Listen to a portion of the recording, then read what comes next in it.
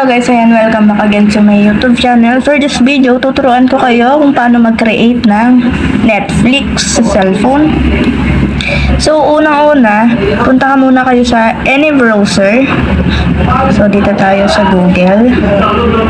And then after that, ilalagay nyo dito is www.netflix.com.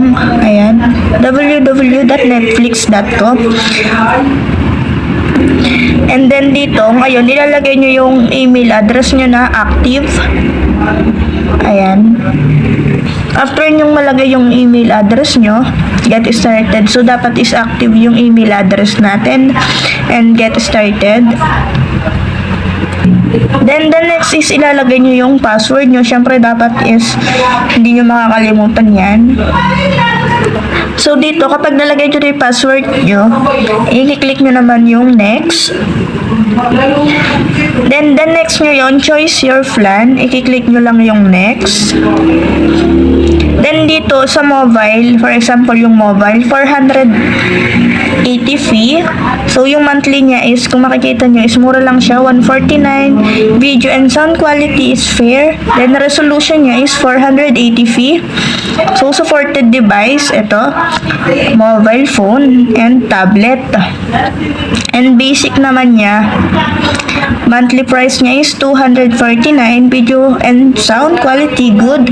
Ang resolution niya is 720 HD. Then, yung supported device niya, TV, computer, mobile, phone, tablet. So, standard niya is 1,080 fee. Then, 399. Video and sound quality niya is great. Then, resolution niya is 1080p. Full HD na yon. So, ang supported device niya, TV, computer, mobile phone, and tablet. Ito yung pinakamaganda. Kaso lang, ito yung pinakamataas. Then, yung monthly price niya, 549. Then, yung video and sound quality niya is best. Then, yung resolution niya HK, 4K, Ultra HD, plus HDR.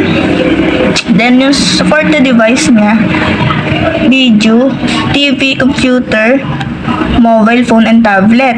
So, ito yung supported device niya, TV, computer, mobile phone, and tablet. And then ngayon, so for example is yung phone, mobile, ayan, ito yung tatry. Example natin is, ang monthly price niya is 149, itong mobile, yung 480. So, pag na-click na yan, scroll lang natin. And ngayon is i-click lang yung next. So, dito naman, choose your how to pay. For example is, credit or debit card, digital wallet, GCash. So, yung digital wallet, GCash yung pagbabayad tayo. And, sunod naman, add to mobile. So, for example is credit or debit card, i-click lang yan. And also, ilalagay nyo lang yung card number, expiration date, CVV, first name and last name. Then, yung monthly niya is 149. And then, ngayon, so, nakapag-fill up na kayo dito. Card number, expiration date, CVV, first name and last name, 149 nga yung monthly niya. And then, ngayon, i-click nyo yung agree.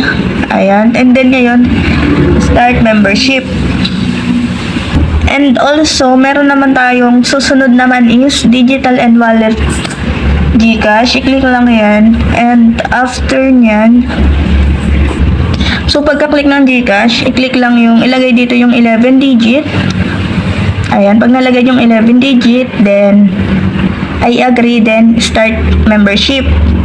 So kapag start membership, madadirect tayo sa GCash, then may OTP, then dapat may sapat tayong laman yung ating GCash. Ayan, dito.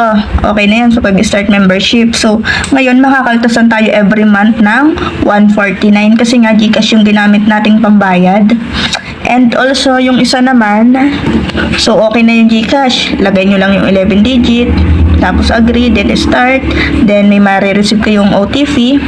Then dapat nga sabi ko nga is may balance dapat tayo na for example is 149 or kung magkano man yung payment na gusto nyo or yung pinaka monthly nyo. Okay na yan. Sa add to mobile, ilalagay nyo yung 11 digit. Then, ito nga yung monthly niya is 149. Then, pag nalagay nyo yung 11 digit, i-click nyo yung agree. Ngayon may verify phone number. Ngayon may magte-text yung OTP and then dapat may sapat kayong regular load or balance sa inyong mobile bill. So, okay na yan. So, ngayon paano daw tayo makakapanood ng Netflix? So, nakapag-register na tayo, then nakapagbayad na tayo for this month. Ngayon, back na lang tayo, then punta lang kayo ng Play Store. Ngayon, ilalagay nyo lang dito yung ayan, itatype nyo lang yung Netflix. Ayan. Kapag nakapa-download na kayong Netflix, ngayon i-open nyo na. So, ngayon, kung may lalabas mga ganyan, sign into Netflix with your saved password. So, pwede nyo naman i-click na lang yan. So, ang akin kasi is nag-direct na siya. So, ngayon, lalabas yung ganyan. And then, i-click nyo lang yung next. And then, dito is may kailangan enter your code we just sent para makapag-sign in tayo. Or, pwede rin gamitin nyo yung use password instead. Pwede nyo i-click na yan. Tapos dito ngayon, di ba, nakapaglagay na kayo ng email nyo. Ngayon, ilalagay nyo na lang yung password nyo para hindi na kayo maghintay ng code. So, after nyong maglagay ng code or ng password, so, the next is punta naman kayo ng Play Store after nyong mag-register. Tapos, ilagay nyo ay i-type nyo dyan sa search bar nya, Netflix. Yan, so, ida-download nyo lang. Pagka-download nyo, open nyo lang. Then, ilagay nyo lang yun. Pagka-open nyo, ilagay nyo yung email nyo. Then, next.